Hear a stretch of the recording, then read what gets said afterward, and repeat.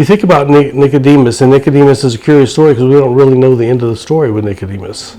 We see Nicodemus coming to see Jesus and asking these questions about him, but then he doesn't become a follower of Jesus. But then at the cross, you see Nicodemus again, caring for the body of Jesus. And so, you know that Nicodemus, was a believer, that he believed that Jesus was the Messiah, but did he ever give his life to Jesus? And that's, is Nicodemus' life a tragedy because he didn't give his life to Jesus? Or did he at some point give his life to Jesus?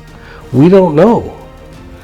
And that's kind of the situation each of us are in. We're in that, well, if I give my life to Jesus now, I'm no longer going to be able to be a Pharisee. I have to give up the wealth and the prestige of being a Pharisee because now I'm going to be hated by, the Jews and those that are staying with those that are rejecting Christ.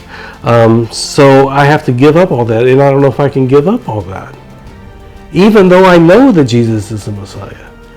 So that's the predicament that Nicodemus was in.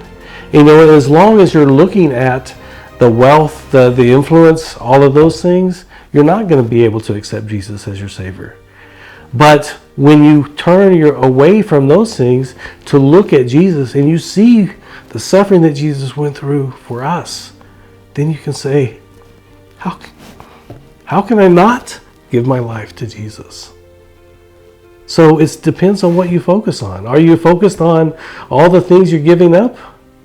Or are you focusing on the glory of what Jesus has done for you and being a bride of Christ, what Jesus is inviting you to become? That's what Nicodemus was going through. That's what Nicodemus was struggling with. And we don't know the end of that story.